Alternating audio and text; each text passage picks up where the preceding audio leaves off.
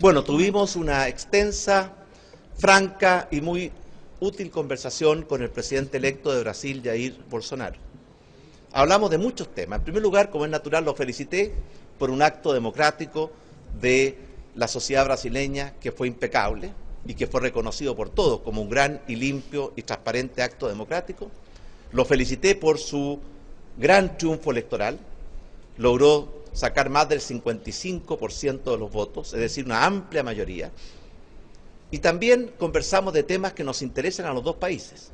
Brasil es un país continente y es y debe seguir siendo un importante socio estratégico de Chile. Y en consecuencia hablamos de proyectos que nos interesan a ambas partes. Por ejemplo, ustedes saben que ya llegamos a un acuerdo para tener un tratado de libre comercio con Brasil que probablemente tendrá que ser implementado por el gobierno del presidente Bolsonaro. Conversamos del corredor bioceánico que va a unir puertos del Atlántico a través de Paraguay, Argentina y Chile con puertos chilenos de nuestro norte. Y por supuesto me confirmó que iba a visitar Chile. Entiendo que su primer viaje fuera de Brasil va a ser a Chile y después probablemente va a ir a Estados Unidos. Y como es natural, nosotros tuvimos muy buenas relaciones en nuestro primer gobierno con el presidente Lula.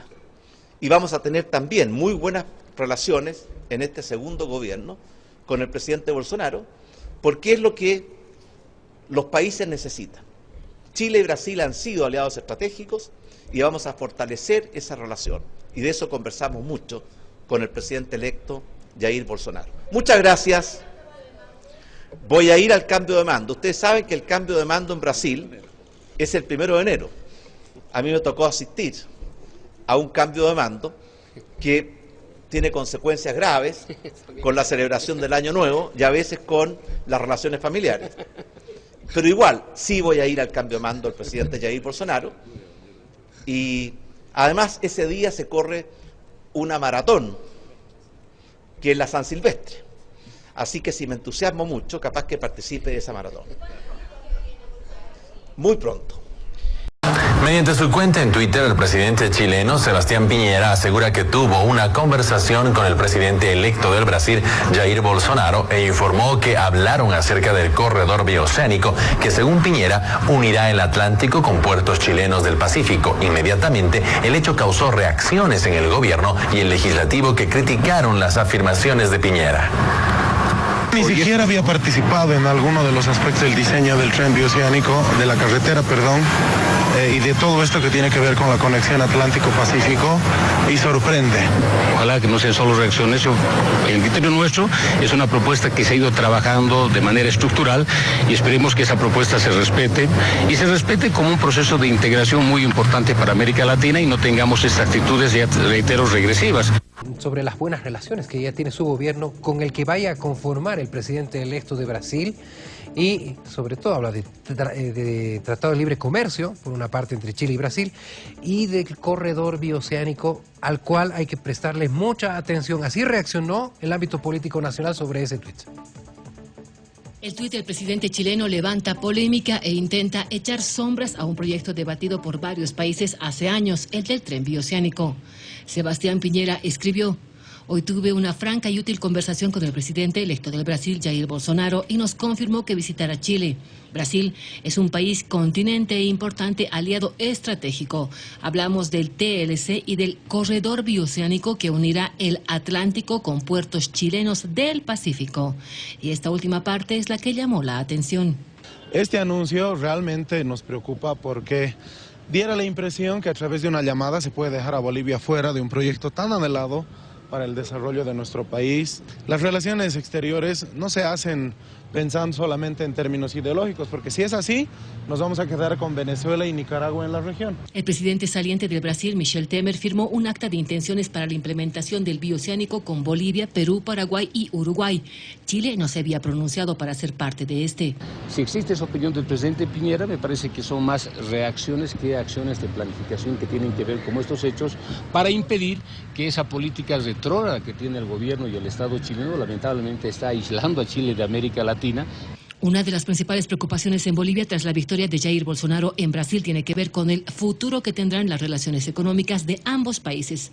Paul Guedes, considerado el cerebro económico de las propuestas del presidente electo, descarta romper con Bolivia. Dice que la ideología no se impondrá porque este país va a comercializar con el mundo. Nos acompaña otro hombre lúcido e inteligente esta noche, don Álvaro del Pozo, analista de cabecera del programa. ¿Cómo está? Ramón, buenas noches. Gusto, María ¿qué René, tal? un placer como siempre estar con ustedes. A ver, vamos a tratar de desmenuzar en unos minutos, lo más brevemente posible, para que la gente lo entienda, por qué se impone el fenómeno Bolsonaro. ¿Qué hay detrás de este exmilitar con un discurso tan radical? Bueno, el primer elemento, creo que todos coincidimos, que hay un cansancio, la sociedad brasilera se hartó de alguna manera de la corrupción de los últimos años, que ha sido titular en todos los medios internacionales, Lava Jato, etcétera, etcétera, y la inseguridad. Dos temas fundamentales, creo que son las dos ideas fuerza que han motivado a un electorado brasilero de optar por una candidatura que parecía dar respuestas sencillas a problemas complejos, es decir, dar la capacidad a los militares para poder, en el uso de sus atribuciones y lucha contra la delincuencia, matar si fuera necesario. Hablar del socialismo del siglo XXI como nefasto para las sociedades latinoamericanas, un voto... Cáncer ha utilizado la palabra. Exactamente, un voto antagónico al PT. Por lo tanto, era un momento donde este señor seguramente en otro escenario no hubiera tenido ninguna posibilidad. Es decir, ha estado en el lugar y en el momento preciso. 27 años, casi 30 años en la política y de pronto saltar al gobierno del Brasil, que está dentro de las 10 primeras potencias del mundo, es increíble, ¿verdad? Ahora, a ver, ¿qué pasa? ¿Es que recién descubre que los políticos eran corruptos? Sí. ¿Brasil recién descubre eso? Porque hay algunos antecedentes interesantes. A ver, Brasil es uno de los países que más convicción tributaria tiene, ¿verdad? Tributan, perfecto.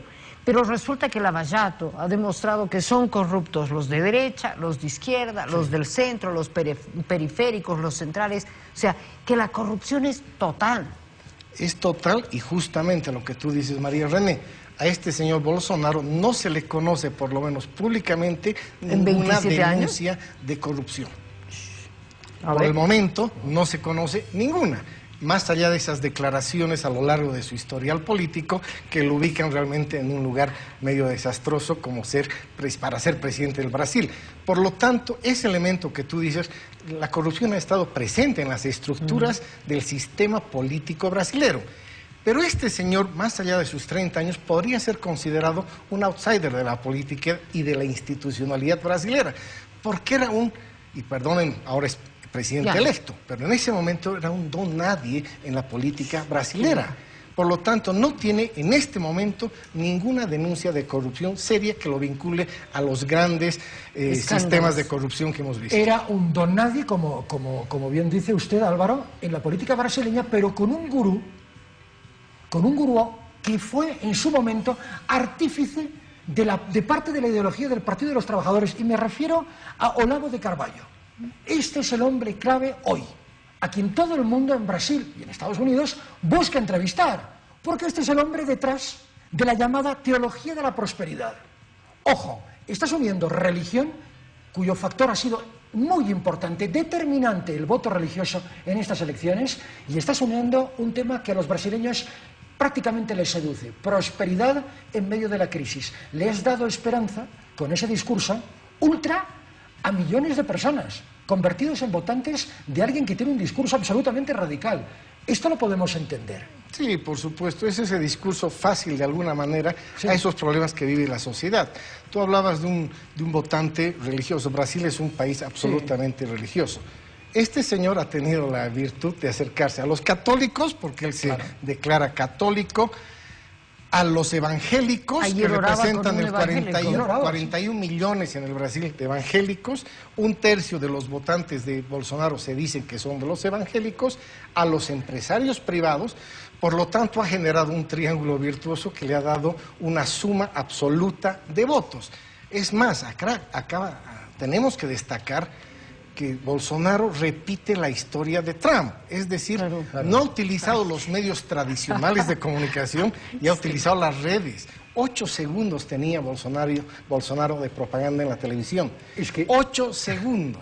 Ha invertido 1 millón de reales, mientras Haddad 31 millones. Claro. Por lo tanto, es un nuevo elemento. Pero esa emergencia de las redes sociales se da cuando hay un caldo de cultivo muy especial, que es un tema, es un contexto de crisis económica, social y política muy grave en Brasil desde el año 2003. No, Es pero decir, además una vinculación a redes, Ramón. No, claro, o sea, 8 porque hay absoluta. países donde esto no va a funcionar y hay Exacto. países donde hay una vinculación a redes Absoluta. muchísimo más grande. Ahora, Sí. el tema es que podemos estar entrando a desmenuzar lo que es Brasil, pero claro, todos estamos pendientes de lo que va a ser esta relación Bolivia-Brasil, siendo que la diplomacia de Bolsonaro, porque podemos hablar de este capítulo, ha hecho un giro. Tradicionalmente era un apego con la Argentina y de pronto ahora vemos que hay una alianza estratégica de filosofía, ¿verdad?, conservadurista, con Chile. Y de pronto se habla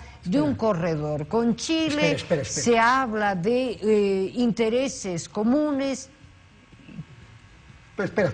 Vamos a entrar en eso, María René, pero permitidme ir a Santa Cruz, donde Pamela Moreno tiene reacciones, atención, en nuestro país tras la victoria de Jair Bolsonaro. Y enseguida volvemos contigo y las polémicas declaraciones de Sebastián Piñera, María René. Pero vamos primero con Pamela. Pame. Es así, Ramón, hay muchas reacciones, porque después de este cambio de gobierno, muchas personas nos preguntamos cuál es el impacto económico para nuestro país, tomando en cuenta que Brasil es el principal mercado del gas boliviano. Hablamos con un analista en hidrocarburos. Con el cambio de gobierno en Brasil hay una gran expectativa en nuestro país. Se espera que no influya, tomando en cuenta que Brasil es un mercado principal para el gas natural y, lógicamente, guardar una excelente relación independiente de los gobiernos que estén en uno y en otro lado es muy importante, ya que el contrato termina el próximo año y entendidos en economía esperan que las relaciones con el nuevo gobierno no se vean afectadas. Para eso nuestra diplomacia tendrá que hacer su trabajo. Hay una expectativa en lo que pueda ser la nueva línea de este gobierno. No olvidemos que hace unos 7 años atrás Brasil llegó a ser la 6ª economía más importante del mundo.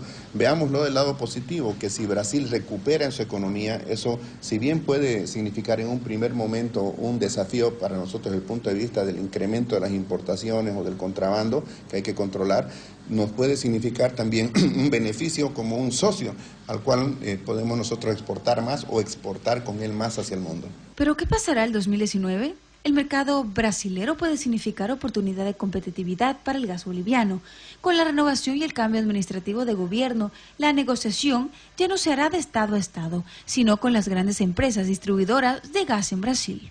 Porque Brasil tiene nueva producción de gas, es más, el presal solamente ha subido la producción de gas el 2010 de 2 millones de metros cúbicos día, el 2018 ya produce 56 millones de metros cúbicos día, parte de este gas se reinyecta. Esto quiere decir que el gas boliviano tiene nuevas condiciones en ese mercado, no va a haber un solo comprador de gas, sino que tenemos, por ejemplo, 6 distribuidoras de gas que están lanzando una licitación por hasta 10 millones de metros cúbicos día de gas y en la cual Bolivia va a tener que ir a competir a ese mercado. Señor. Bien, a ver, retomando un poco la última parte que tú decías, María René, creo que Brasil va a empezar a jugar un rol importantísimo en la región. Esta relación a la que tú hacías referencia con Chile va a ser supuestamente el primer país que va a visitar, ya nos manda unas señales importantes. Brasil va a estar presente en el barrio. Sabemos que por muchos años Lula sí estuvo, pero a Brasil siempre le gustó jugar ligas mayores, estar entre las 10 potencias más importantes, que en su momento fue la 5ª potencia económica del mundo, pero vamos a tener un Bolsonaro que va a sentar presencia en la región. Y ahí quiero detallar, va a tener relaciones estratégicas con Chile, Brasil, Argentina, Mercosur, a mi juicio, se va a ver fortalecido por el liderazgo del Brasil. Yo entiendo, puede ser que me equivoque, si vemos la línea de Trump, aislacionismo, etcétera, etcétera, que quizá Bolsonaro la pueda imitar, pero creería creería que este es el momento justamente de estos liderazgos un poco hasta mesiánicos, se podría decir, que van a tratar de sentar un poder en la región. Es decir, vamos a tener el presidente más poderoso en la región, pero actuando en los problemas de la región. Y aquí no solo hay que hablar de la integración con Chile, Argentina, Paraguay, todo lo que es el Mercosur más Uruguay, sino los problemas latentes políticos de la región como Venezuela. Acá quiero subrayar que creo, mi percepción es que Bolsonaro va a ser, por ponerle un título, el operativo político de las dimensiones de la geopolítica americana en la región. Creo que Bolsonaro va a ser el operativo y por lo tanto va a haber mucha tensión en la región en sus relaciones con Venezuela, Cuba. Nosotros entramos en ese paquete, por lo tanto, y acá nosotros tenemos una vulnerabilidad o una oportunidad con el gas. Siempre, cualquier momento de crisis puede generar oportunidad. Nosotros tenemos con el Brasil una relación absolutamente gasificada. Nosotros exportamos cerca de 1.450 millones, de los cuales casi 1.400 están reducidos al gas. Por lo tanto, si nosotros le quitamos el gas a esas exportaciones, quedamos con 65 millones de exportaciones. Mientras nosotros le compramos al Brasil más de 3.000 productos, tenemos una balanza absolutamente deficitaria si le sacaríamos el tema del gas. Por lo tanto, tenemos un escenario de negociación del gas. El consultor, el experto Ríos mencionaba oportunidades, pero evidentemente nosotros no tenemos todas las reservas, tenemos que dar crédito de esas últimas certificaciones de la empresa canadiense para poder negociar mejor. Tenemos que vender menos, pero a mayor precio. Pero ahora Brasil se autoabastece. Es más, hay pozos donde está todavía no se ha consolidado gas, el autoabastecimiento brasilero. Todavía tiene una dependencia. Tienes Argentina brotando también. Todavía somos competitivos por el precio, María René. De $9 que más o menos estamos nosotros vendiéndole a la Argentina en 4.50. La mitad. Por lo tanto, somos altamente competitivos porque estamos vendiendo barato nuestro gas. ¿Eso nos garantiza tener un contrato? Sí, pero lo importante van a ser los nuevos términos de esta negociación. Y si nosotros nos equivocamos e ideologizamos esta negociación, somos los que vamos a perder. Vamos a ver, Pablo Guedes, quien probablemente, con toda seguridad, va a ser el ministro de Economía, ha hecho esta siguiente declaración. Brasil ha quedado preso de alianzas ideológicas y eso es malo para la economía. Declaración muy potente. Revisará Pablo Guedes la política comercial de Brasil. Revisará su relación con Mercosur, que ya no será una prioridad para Brasil. ¿Podemos pensar en un Brexit? Es decir, una salida de Brasil de Mercosur, fijándose mucho en la política económica británica y en relación a alguien a quien abiertamente admira Bolsonaro, que es Nigel Farage, uno de los líderes ultraderechistas más importantes del Reino Unido. Mira, yo no me animo a tener ese escenario. Está bien. Si hemos hecho la comparación con Trump, Trump amenazó con salirse de todo proceso de integración. Sigue negociando con México, se presupone que va a llegar a un acuerdo con Canadá. Es decir, son factores de negociación sobre todo, más que medidas estructurales de salida.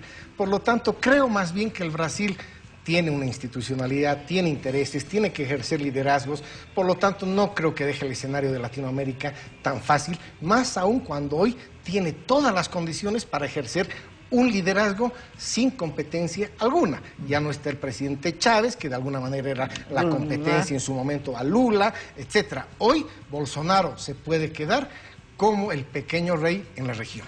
Ahora, dentro de esto, a ver, tienes esta influencia económica, ¿verdad? Un Guedes, que es de la Escuela de Chicago, admirador de la política económica de Pinochet, un hombre que opta por la liberalidad de la economía. Muy bien. Argentina te está mostrando que un esquema tan liberal no es tan bueno, ¿verdad? Tan cielos abiertos no es tan bueno. Hasta ahora la economía de Brasil se ha manejado con un esquema de más bien introspección. Y eso le ha permitido crecer.